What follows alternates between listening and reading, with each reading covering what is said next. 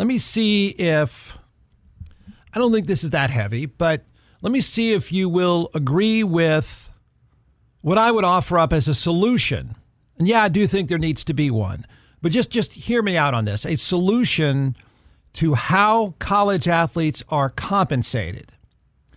It's not how they will do it, but I can suggest what I think, and you can disagree with me all you want. I'm fine with that. I'm going to make a suggestion on what I think is a reasonable plan.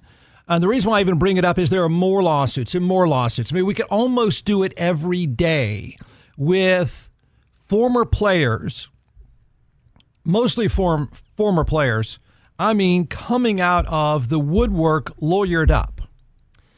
And do you care that there's a reasonable plan on how to compensate athletes? Maybe a lot of you will say no. If you're a big fan of Texas or some ultra rich, you're probably not going to want to hear it. But the fake professional football version model they have now, it's not practical, number one, I would argue, and it's not sustainable, and it's ultimately not going to be a good product for you.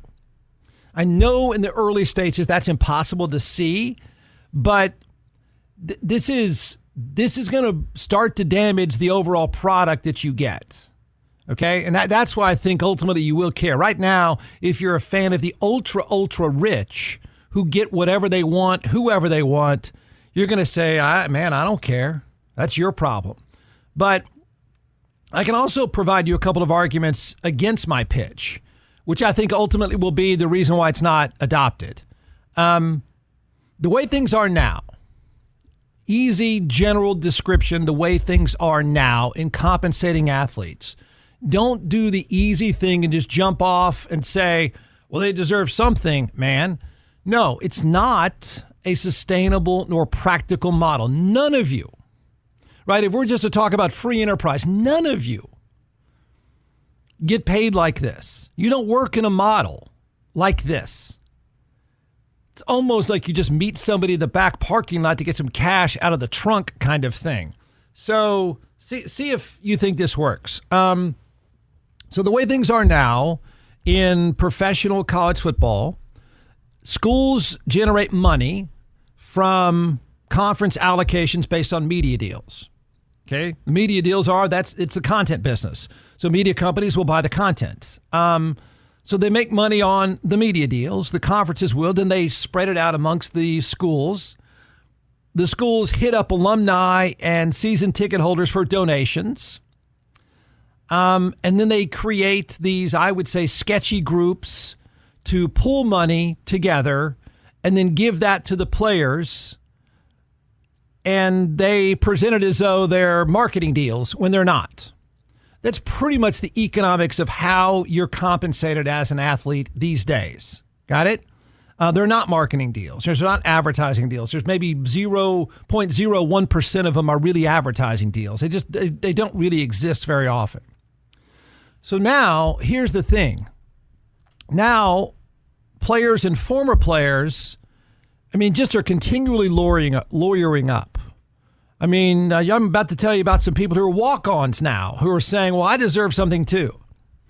And their argument is, okay, the former players who have started the giant lawsuit that you keep hearing about that's worth $3 billion.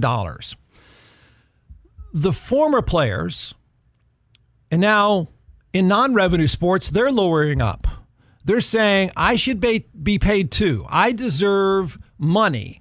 If you got a $3 billion lawsuit and it's settled, I want some of that money. I deserve some of that money. My lawyer says I deserve some of that big pool of money from these lawsuits because I played college sports and the courts say athletes can be compensated. That's basically their fundamental argument.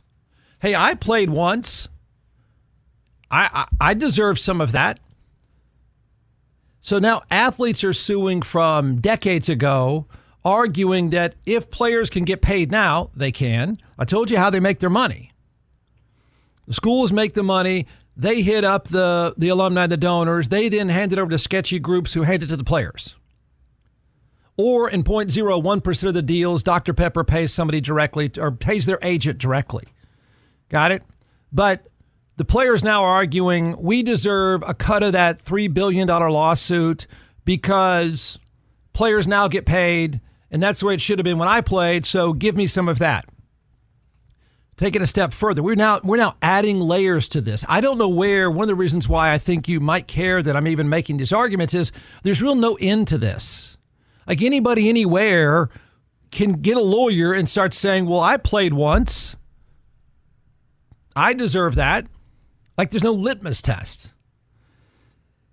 And so athletes now that went to junior colleges, this is one of the newest things. Athletes that went to junior colleges, typically you go to a junior college in the past, I think it's still probably true today, if you're not offered a scholarship by a program that you want or any division programs. I mean, usually when you go that route, you're trying to improve yourself to be more marketable, to be a better player for a bigger school, better conference, whatever.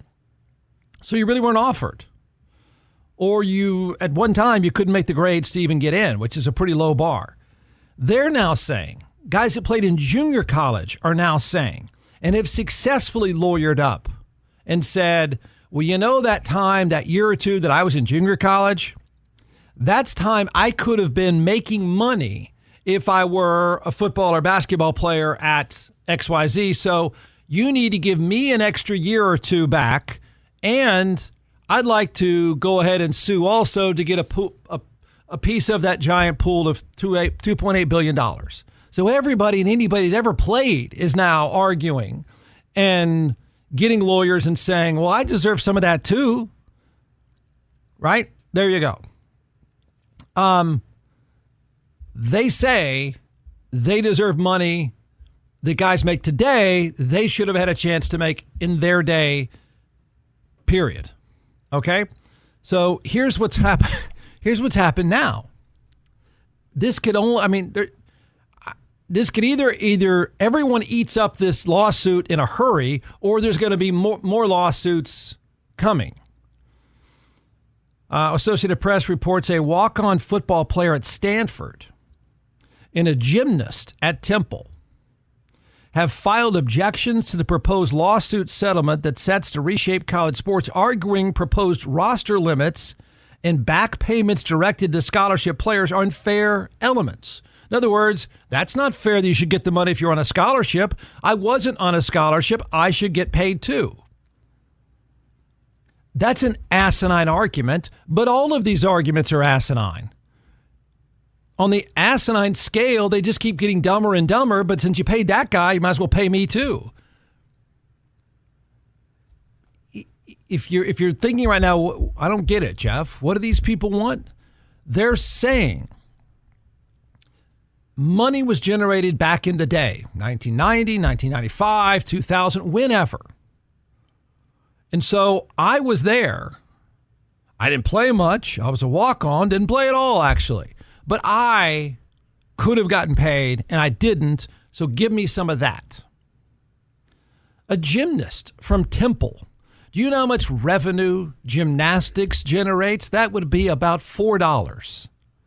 She's got a lawyer, and she's saying it's not fair that they get paid. Why wouldn't I get paid? So my lawyer would like a chunk of that $2.8 billion in back pay for us.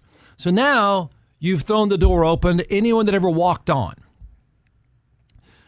In football alone, Division I football, the percentage of players who were, quote, walk-ons. In other words, they don't get an athletic scholarship. A scholarship, just so people know, is a one-year grant and aid. Got it? They're renewable. They want to give you another scholarship for the next year, they do that. When you're not on scholarship, you're walk-on. The percentage of those that ever even play it down is very, very small. At best, single digits. They're suing to get paid, which I would argue you didn't play to generate any money. But the door's thrown open, so everybody is coming in saying, I deserve some of that too. And I'm not sure anybody tells them no at this point. So that's why this is not sustainable. Got it? Here's how the economic setup should work in college sports. And then I can argue against myself with the reasons why the schools and conferences, they ultimately, I don't think they'll do what I suggest. By the way, I made the suggestion decades ago. I did. So ESPN, for example, is paying $8 billion for the rights to college football, the college football playoffs. $8 billion.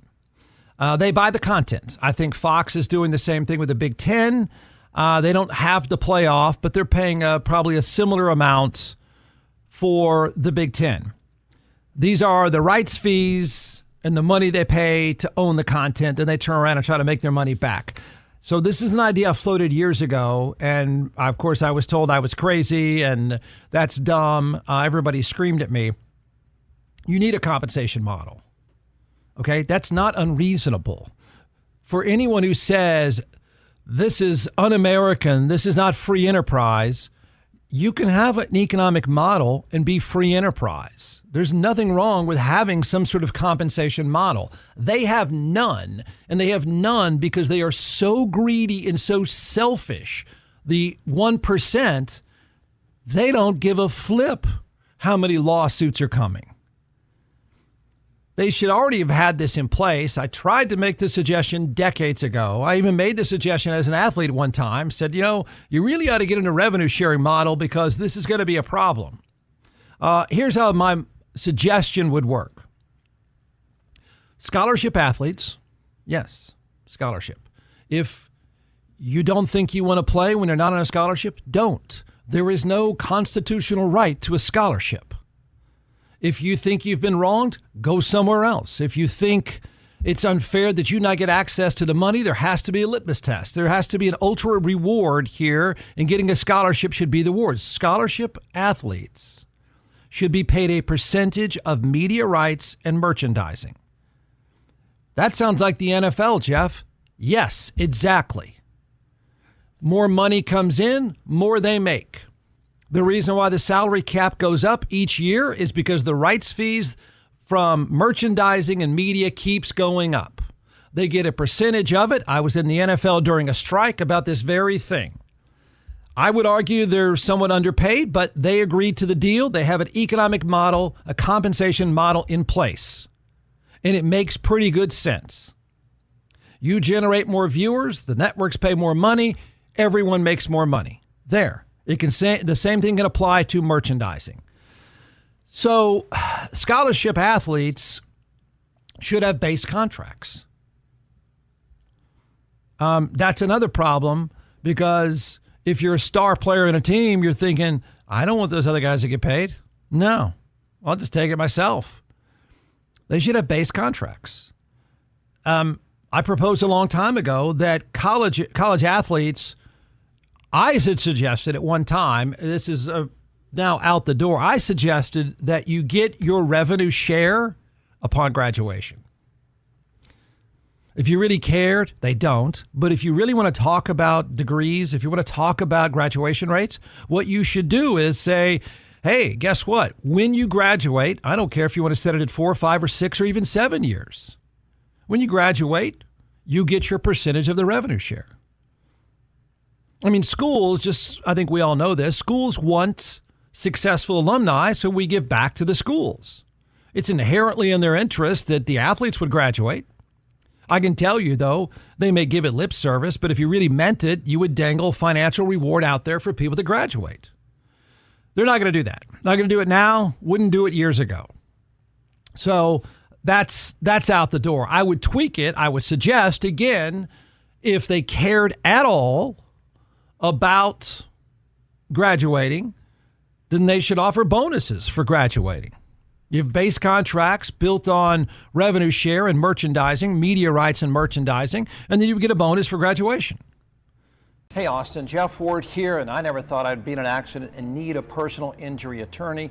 And then sure enough, less than a mile from my house, I was blindsided. I was injured. My world was turned completely upside down. I called DJC Law and their team took care of everything. I got the best result possible. Don't just take my word for it. They have over 1,000 5-star reviews. So if you're injured, call 512-888-9999 and get your justice at teamjustice.com.